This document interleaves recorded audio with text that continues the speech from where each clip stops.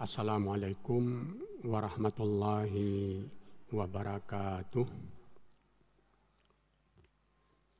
Alhamdulillahi rabbil alamin. Assalatu wassalamu ala Muhammadin wa ala alihi wa ashabihi wa man tabi'ahum bi ihsanin ila yaumiddin. Asyhadu an la ilaha illallah wa asyhadu anna Muhammadan abduhu wa rasuluh. Amma ba'du. Hadirin hadirat jamaah salat maghrib yang dirahmati Allah. Pertama sekali sekedar untuk mengingatkan, sekiranya belum, marilah masing-masing kita berniat i'tikaf selama berada di dalam masjid ini, agar keberadaan kita di dalam masjid menjadi sebuah ibadah.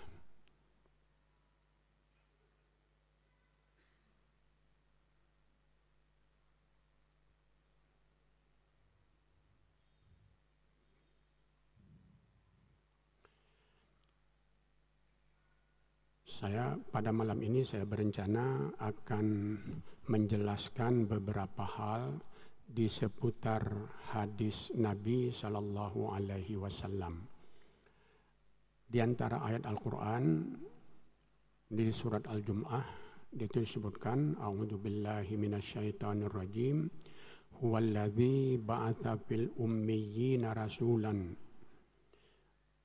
minhum yatlu alaihim ayatihi wa yuzakkihim wa yu'allimuhumul kitaba wal hikmah wa in kanu min qablu lafi dhalalim mubin. Dalam ayat yang lain Allah berfirman, wa ma yantiqu anil hawa in huwa illa wahyun yuha. Dua ayat ini bermakna Allah yang mengirim seorang rasul kepada kaum yang buta huruf dari kalangan mereka sendiri, yang membacakan kepada mereka ayat-ayat Al-Quran dan mensucikan mereka dan mengajarkan kepada mereka Alkitab, yakni Al-Quran, dan Al-Hikmah yang difahami hadis-hadis. Sungguh sebelum itu mereka berada dalam kesesatan yang nyata. Jadi wa yu'allimuhumul kitaba wal hikmah. Jadi para ulama memahami Nabi Muhammad mengajarkan kepada para sahabatnya, kepada kaum muslimin seluruhnya, Al-Quran dan hikmah. Hikmah ini difahami hadis-hadis atau sunnah Rasulullah. Kemudian dalam ayat yang satu lagi, wa ma yantiqu anil hawa in huwa illa wahyun yuha. Jadi Nabi Muhammad tidak menyatakan sesuatu berdasarkan keinginan pribadinya. Semua yang disampaikan Nabi Muhammad adalah wahyu. Jadi dari sini difahami bahwa hadis-hadis yang diajarkan Nabi, semua yang diucapkan Nabi adalah bagian dari wahyu Allah Subhanahu wa ta'ala. Jadi karena itu dalil atau sumber di dalam ajaran Islam adalah Al-Quran dan hadis. Al-Quran dilengkapi dengan hadis-hadis. Al-Quran dan hadis tidak boleh dipisahkan. Dia merupakan satu kesatuan. Secara umum seperti itu. Namun di dalam praktek, Nabi dalam salah satu hadisnya bersabda, potongannya itu, antum a'lamu bi umuri dunyakum. Engkau lebih faham tentang urusan duniamu dari saya. Jadi urusan-urusan dunia ini penjelasan Nabi Muhammad belum tentu lebih benar dari penjelasan orang lain dalam urusan dunia, bukan dalam urusan agama. Sedangkan dalam urusan agama, maka semua yang diajarkan Nabi Muhammad adalah wahyu dan itu bagian dari Al-Quran. Penjelasan tambahan atas apa yang ada di dalam Al-Quran. Hadirin hadirat yang terhormat, tentang hal ini nanti akan kita bahas kembali, tetapi saya ingin menjelaskan apa yang dimaksud dengan hadis dan bagaimana hadis ini terwujud dan sampai kepada kita. Secara sederhana, para ulama mendefinisikan hadis dengan penuturan sahabat mengenai Rasulullah. Jadi riwayat-riwayat apapun yang diceritakan oleh sahabat mengenai Nabi itu disebut hadis. Apa saja. Jadi kalau umpamanya Nabi salat, lalu ada orang bercerita, saya melihat Nabi salat tadi begini-begini, maka itu menjadi hadis. Kemudian kalau umpamanya ada orang lain melihat bahwa Nabi memakai sandal dari kulit, lalu sahabat itu bercerita, saya datang ke Madinah, saya melihat Nabi memakai sandal dari kulit. Maka cerita ini sudah menjadi sebuah hadis. Saya bertemu dengan Rasulullah di jalan. Waktu itu beliau memakai surban, memakai burdah berwarna hijau. Cerita ini juga sudah menjadi sebuah hadis. Saya bertemu dengan Nabi, lalu Nabi mengucapkan salam kepada saya yang bunyinya Assalamualaikum warahmatullah.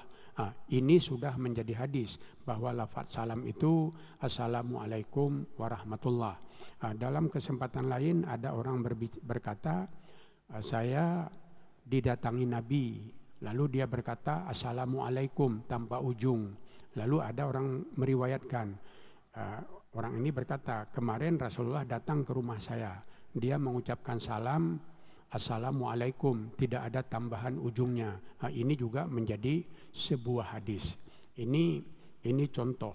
Jadi apa saja yang dikerjakan Nabi, apa saja yang diucapkan Nabi, apa saja yang berkaitan dengan Nabi, lalu diceritakan oleh sahabat, maka cerita sahabat itu dinamakan hadis. Itu sederhananya seperti itu. Jadi hadis itu bukan hanya ucapan Nabi, tetapi juga perbuatan Nabi. Bahkan bukan hanya perbuatan Nabi, hal-hal lain yang berkaitan dengan Nabi diceritakan oleh sahabat. Maka itu disebut hadis. Nabi Muhammad menjadi rasul pada umur 40 tahun. Sampai meninggal dunia umur 62 tahun atau 63 tahun.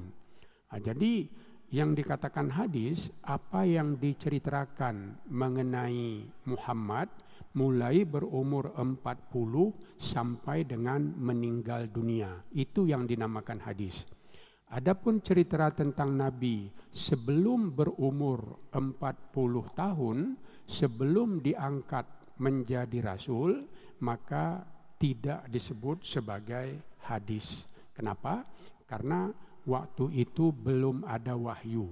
Apa yang dipraktekkan Nabi sebelum itu bisa jadi ilmu yang diketahui Nabi, bisa jadi Nabi mengikuti budaya atau adat orang Arab pada waktu itu atau sebab-sebab yang lain. Jadi ini mengenai hadis. Jadi hadis, saya ulangi kembali, ini penuturan atau cerita atau riwayat sahabat tentang Nabi Muhammad setelah dia diangkat menjadi rasul sampai wafat. Itu satu. Jadi apa saja. Jadi mulai dari menjadi rasul sampai wafat. Kemudian yang kedua, yang menuturkan itu mesti sahabat. Tidak boleh orang lain. Jadi kalau ada sebuah hadis yang menceritakannya itu bukan sahabat, maka hadis itu dianggap tidak sempurna. Bahkan hadis itu palsu. Jadi kalau ada umpamanya orang yang tidak yang hidup sesudah atau yang hidup sesudah Nabi wafat. Jadi dia itu baru lahir sesudah Nabi wafat. Lalu dia katakan tentang Nabi, maka itu tidak diterima. Sahabat adalah semua orang yang bertemu dengan Nabi sesudah mereka memeluk Islam dan tetap Muslim sampai wafat. Abu Jahal, Abu Lahab, dia bertemu dengan Nabi. Dia bercerita tentang Nabi. Ada riwayat yang diceritakan Abu Jahal dan Abu Lahab tentang Nabi. Tapi riwayat Abu Lahab dan Abu Jahal tidak menjadi hadis karena Abu Jahal tidak memeluk agama Islam. Andainya Abu Jahal menjadi Muslim lalu dia bercerita, maka ceritanya itu akan menjadi sebuah hadis. Amr bin As umpamanya, ini adalah salah seorang yang baru masuk Islam di tahun-tahun akhir. Jadi pada awalnya dia menolak Nabi. Dalam perang Badar, perang Uhud, perang Khandak, Amr bin As itu masih kafir. Khalid bin Walid itu belum menjadi Muslim sampai tahun ke-5 Hijrah. Jadi mereka baru menjadi Muslim sesudah perjanjian Hudaibiyah. Jadi Amr bin As menjadi Muslim sesudah perjanjian Hudaibiyah, Khalid bin Walid sesudah perjanjian Hudaibiyah, dan beberapa sahabat lain itu menjadi Muslim sesudah perjanjian Hudaibiyah. Bahkan Abu Sufyan baru menjadi Muslim ketika Futuh Mekah tahun 7 Hijriah. Tahun 7 Hijriah. Jadi ini keadaannya. Hadirin hadirat jamaah yang terhormat, jadi yang menuturkan itu mesti sahabat, yaitu orang yang bertemu dengan Nabi sesudah masuk Islam dan tetap Muslim sampai meninggal dunia.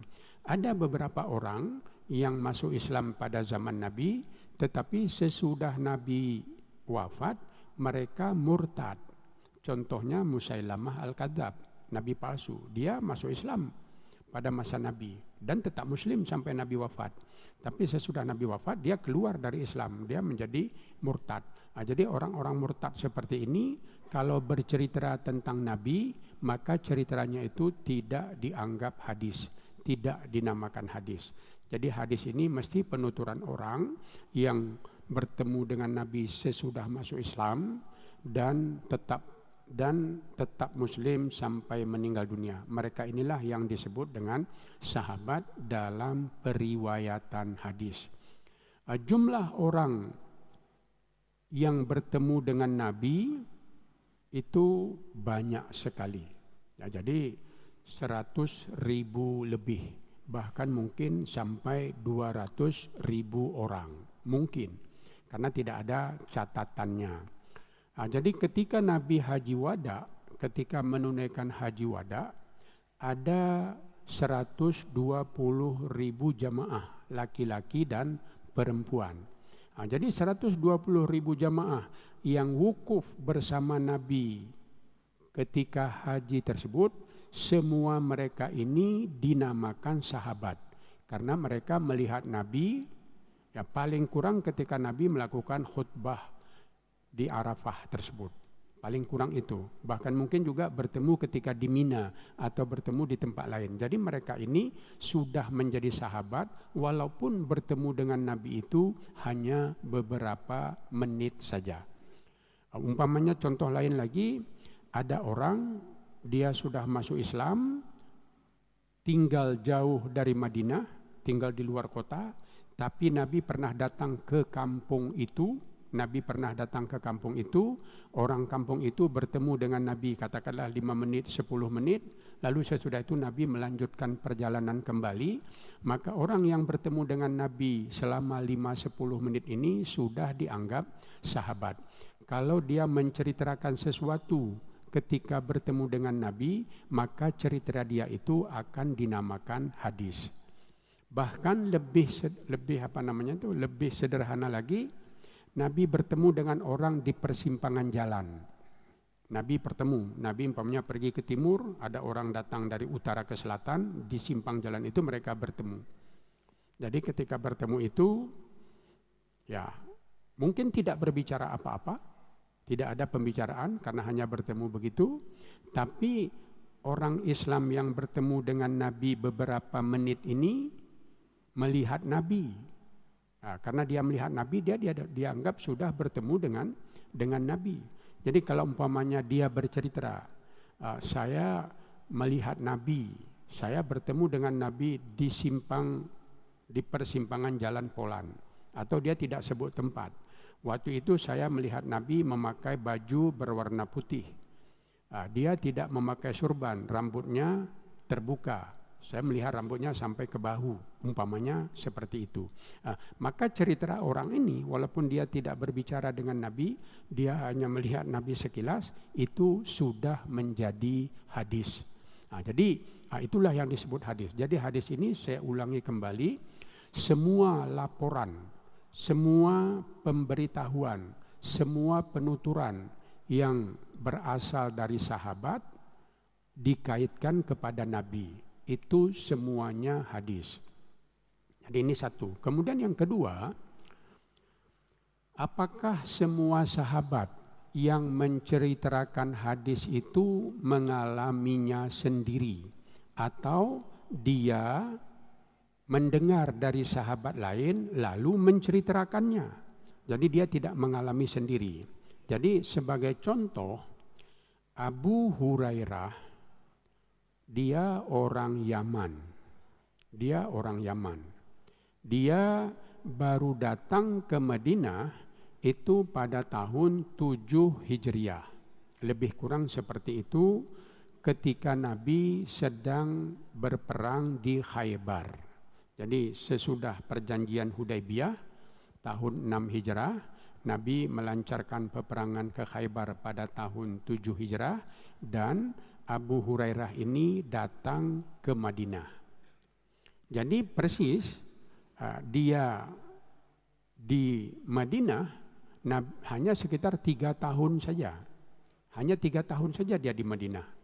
Karena dia baru datang tahun 7. Nabi meninggal dunia pada tahun 11 Hijrah atau tahun 10 lebih sedikit. Jadi hanya lebih kurang 3 tahun dia di Madinah.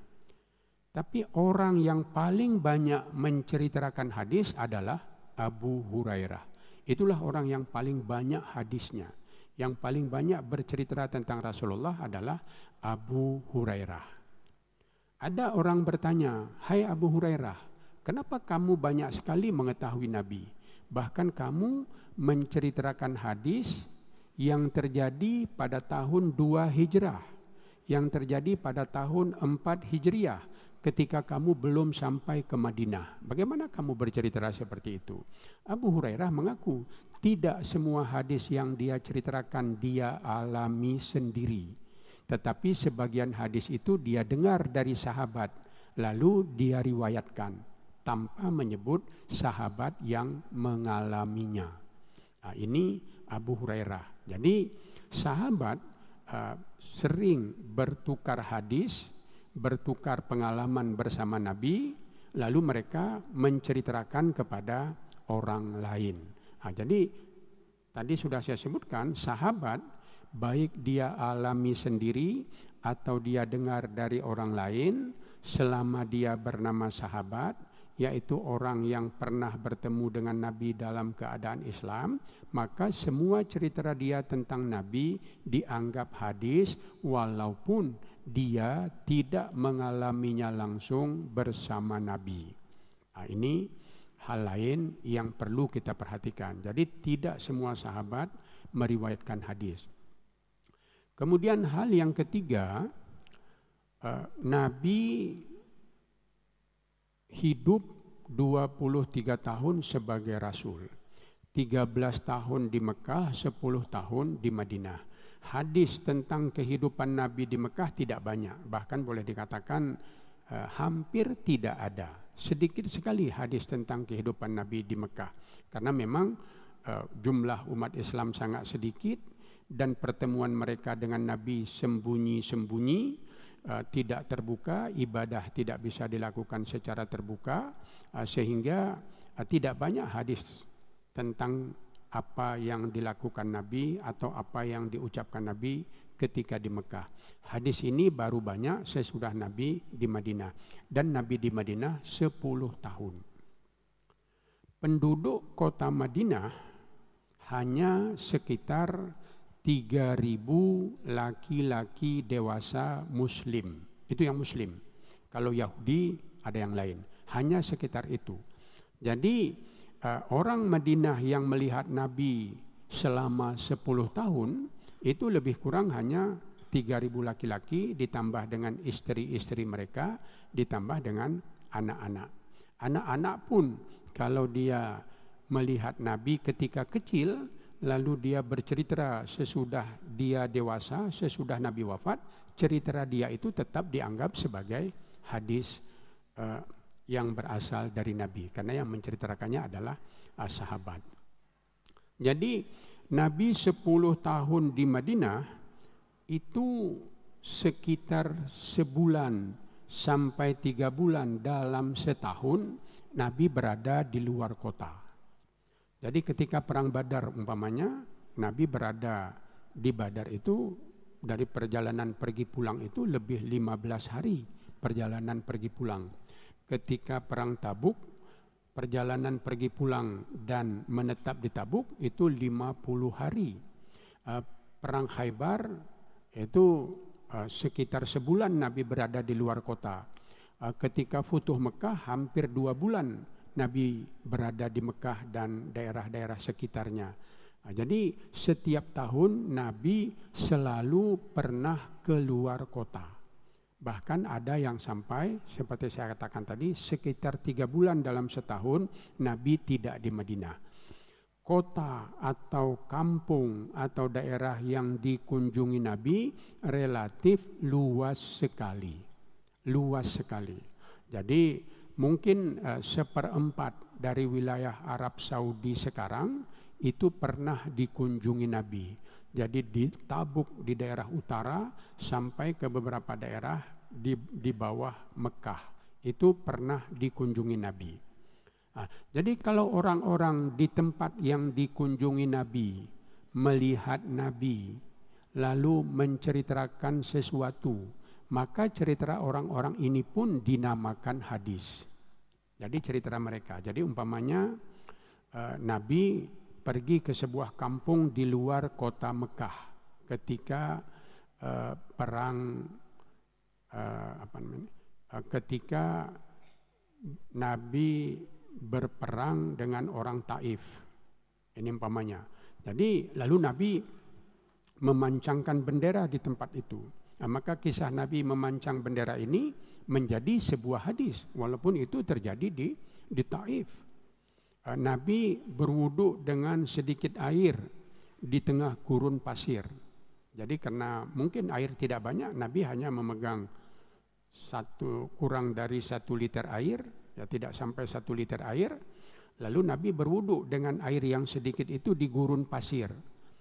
Lalu ada sahabat melihat, lalu dia berkata, kami kemarin ketika pergi bersama Nabi, Nabi berwudu airnya tidak sampai 1 liter. Oh jadi itu sudah menjadi hadis bahwa Nabi pernah berwudu dengan air kurang dari atau hanya sekitar 1 liter. Itu menjadi hadis. Jadi hadis Nabi tidak hanya diucapkan di Madinah dan diucapkan di luar kota di Madinah. Sebagian dari hadis yang diucapkan Nabi di luar kota Madinah itu tidak diketahui oleh orang Madinah sampai Nabi wafat. Jadi sampai Nabi wafat, beberapa hadis yang diucapkan Nabi yang terjadi di luar kota Madinah itu tidak diketahui oleh sahabat yang tinggal di Mekah. Jadi ada hadis umpamanya hadis jilatan anjing.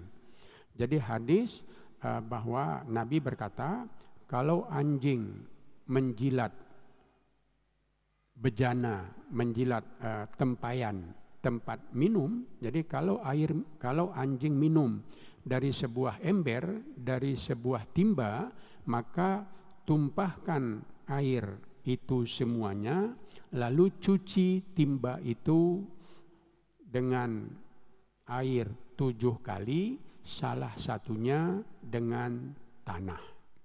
Ini hadis ini tidak diketahui oleh orang-orang di Madinah sampai ke masa Imam Malik. Jadi Imam Malik lahir sekitar tahun 120 Hijriah, meninggal sesudah tahun 170 Hijriah. Jadi katakanlah, sekitar 150 tahun sesudah Nabi wafat, barulah hadis tentang jilatan anjing ini diketahui oleh orang Madinah. Sebelumnya tidak ada orang Madinah yang tahu. Jadi ini contoh hadis, penyebaran hadis ini tadi. Jadi ada hadis yang diucapkan Nabi di luar kota Madinah dan hanya dalam waktu yang lama hanya diketahui oleh orang di kampung itu, dan baru tersebar keluar sesudah Nabi wafat. Ini hal yang ketiga yang perlu kita perhatikan. Kemudian hal yang keempat, sahabat-sahabat tidak membeda-bedakan mana Nabi sedang istirahat, mana Nabi sedang serius, mana Nabi ketika sedang lelah, ketika sedang urusan penting, itu semuanya tidak disebutkan. Kita pada umumnya jarang mengetahui bagaimana atau kenapa Nabi berbuat seperti itu. Jadi sebagai contoh, Nabi duduk bersama teman-temannya, lalu datang seorang sahabat membawa semangka. Dia bawa semangka, lalu dia belah, dia letakkan di depan Nabi. Sahabat-sahabat Nabi makan semangka itu. Nabi tidak makan. Nabi tidak makan semangka itu. Dia diam. Lalu sesudah itu ada yang bercerita, tadi kami makan semangka bersama Nabi. Tadi ketika kami duduk bersama Nabi, datang orang membawa semangka. Kami makan, tapi Nabi tidak mau memakannya. Nabi tidak berkata apa-apa. Lalu ada orang menyatakan bahwa hukum memakan semangka makruh. Kenapa? Karena Nabi tidak mau memakannya. Lalu apakah Nabi tidak memakannya karena dia sedang kenyang? Apakah Nabi tidak mau memakannya karena semangkanya sedikit, sahabatnya banyak? Jadi kalau Nabi ambil, orang lain tidak mau makan lagi. Jadi Nabi bagi-bagikan saja kepada semua mereka. Ini kebanyakannya tidak disebutkan. Jadi kita tidak tahu hadis itu kenapa Nabi berbuat seperti itu. Ini tidak kita ketahui. Ada contoh lain lagi, dan ini sudah pernah saya ceritakan. Nabi pulang dari Mekah ke Madinah pada umrah qada. Jadi bukan haji. Jadi Nabi pulang dari Mekah ke Madinah. Di tengah jalan Nabi berhenti pada sebuah pohon, lalu Nabi mengerjakan salat 2 rakaat. Sesudah salat 2 rakaat, Nabi pergi lagi. Lalu ada sahabat bercerita, kami pulang dari Mekah ke Madinah, sampai di pohon itu Nabi salat 2 rakaat. Itu menjadi sebuah hadis bahwa Nabi pernah salat di bawah pohon itu. Sebagian orang, sebagian sahabat dahulu mendengar hadis ini tadi, lalu asal sampai ke pohon itu dia salat 2 rakaat. Kenapa salat di situ? Karena Nabi pernah salat. Lalu ada Ibnu Abbas, Ibnu Abbas ditanya bagaimana? Lalu Ibnu Abbas berkata, Nabi salat di sana dulu itu pada waktu duha. Nabi salat itu pada waktu duha. Kami menduga Nabi salat di bawah pohon itu salat duha. Bukan salat karena di bawah pohon. Nabi, kami menduga Nabi salat di situ karena salat duha. Jadi lalu sahabat ini yang lain ya dia tidak peduli. Salat duha terserahlah, pokoknya saya melihat Nabi salat di bawah pohon itu, saya ikut Nabi, ya sudah. Ini contoh. Jadi cerita bahwa Nabi salat di bawah pohon itu menjadi sebuah hadis. Sahabat mengikuti sebagian, tidak mengikuti sebagian, itu urusan sahabat. Jadi ini contoh bagaimana hadis itu diriwayatkan para sahabat. Hadirin hadirat jamaah salat maghrib yang dimuliakan Allah. Jadi kalau saya tambahkan satu lagi, sering itu orang-orang Islam dari daerah-daerah, orang-orang Islam dari daerah-daerah yang jauh dari Mekah, katakanlah yang jaraknya 100 km, 200 km, 50 km, itu sesudah satu kampung masuk Islam mengirim satu orang ke Madinah, jadi atau mengirim beberapa orang ke Madinah. Jadi mereka sesudah dikirim ke Madinah, mereka tinggal bersama Nabi beberapa hari. Ada yang 2 hari, ada yang 3 hari, ada yang sampai sepekan, sampai 7 hari, sampai sejumat. Itu tinggal seperti itu. Lalu dia melihat bagaimana Nabi di Madinah. Melihat Nabi hidup sehari-hari, Nabi pergi ke pasar, Nabi mandi, Nabi bercengkrama, duduk-duduk di masjid, menjadi imam salat, berpuasa sunat, membagi sedekah dan bercanda dan sebagainya.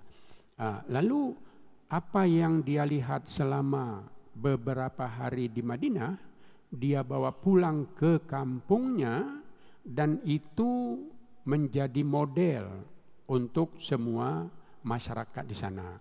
Saya datang ke Madinah, saya melihat Nabi salat begini. Saya datang ke Madinah, Nabi melihat cara salaman Nabi begini. Jadi apa yang mereka lihat dalam 1-2 hari ini mereka amalkan di kampungnya, sehingga itu menjadi sebuah cara beribadat, sebuah cara bermuamalat. Kemudian pada bulan yang lain atau pada tahun yang lain ada lagi rombongan yang datang ke Madinah melihat Nabi beberapa hari. Lalu sesudah itu dia pulang ke kampungnya, dia bercerita lagi di kampungnya. Apa yang dilihat oleh rombongan pertama setahun sebelumnya dengan apa yang mereka lihat sesudah berselang setahun lebih, itu belum tentu sama persis. Jadi sehingga terjadilah perbedaan di kalangan sahabat ini. Orang di kampung A melakukan seperti ini, orang di kampung B melakukan seperti ini, sedangkan mereka sama-sama datang melihat Nabi di Madinah. Jadi keadaan seperti ini dalam kajian hadis disebut sebagai keragaman dalam beribadah atau melakukan sesuatu. Hadirin jamaah yang terhormat, itu 3 hal yang saya ceritakan tentang hadis, bahwa sahabat, semua yang sahabat ceritakan itu disebut hadis, tetapi tidak semua yang dia ceritakan itu dia dengar sendiri. Sebagiannya didengar dari orang lain tetapi diceritakan. Tapi ini sah. Kalau yang menceritakannya itu tetap sahabat, itu tetap dianggap sah sebagai hadis. Yang kedua, hadis itu tidak semuanya dilakukan Nabi di Madinah. Ada yang dilakukan di Madinah, ada yang dilakukan di luar kota Madinah. Pokoknya di mana saja Nabi melakukan sesuatu, maka itu menjadi hadis kalau diceritakan oleh sahabat. Yang ketiga, sahabat tidak membeda-bedakan mana pekerjaan Nabi yang dilakukan secara serius, mana yang tidak serius, itu tidak dibeda-bedakan. Jadi kita juga tidak tahu persis mana yang dikerjakan Nabi pada musim panas, mana yang dikerjakan pada musim dingin, mana yang dikerjakan Nabi ketika beliau sedang lapar, mana yang dikerjakan Nabi ketika dia bersama sahabat yang ramai, mana yang dikerjakan Nabi ketika beliau sendiri. Ini tidak dibeda-bedakan secara jelas, sehingga kita tidak mengetahui kapan hadis itu diucapkan Nabi atau dalam keadaan bagaimana hadis ini diucapkan. Jadi Nabi hidup sebagai Rasul 23 tahun, 10 tahun di Madinah. Cerita sahabat tentang Nabi selama 10 tahun di Madinah itu semuanya hadis. Semuanya hadis. Ceramah Nabi, tanya jawab Nabi, pengaduan orang kepada Nabi, keputusan Nabi, semuanya itu menjadi hadis. Jadi ada orang yang datang bertanya kepada Nabi, "Ya Rasulullah, saya punya anak begini-begini. Oh, begini kamu lakukan." Nah, itu menjadi hadis. Ada orang lain lagi datang, "Ya Rasulullah, keluarga saya meninggal, apa yang harus saya lakukan?" Nabi memberikan jawaban. Jawaban Nabi adalah hadis. Dalam kaitan jawaban-jawaban ini, dalam kaitan dengan jawaban-jawaban, karena waktunya sudah Isya, saya padakan sampai di sini. Jadi saya merasa saya sudah jelaskan tadi bagaimana hadis itu diucapkan oleh Nabi, dikerjakan oleh Nabi, dilihat oleh sahabat, didengar oleh sahabat, lalu mereka ceritakan kembali semuanya. Itulah yang disebut sebagai hadis. Demikian yang saya sampaikan, mudah-mudahan ada manfaatnya. Insyaallah pada kesempatan yang akan datang kita ceritakan kembali, akan saya sampaikan kembali tentang bagaimana hadis ini diriwayatkan sampai kepada kita pada masa sekarang ini. Rabbana atina fid dunya hasanah wa fil akhirati hasanah wa qina adzabannar. Assalamualaikum warahmatullahi wabarakatuh.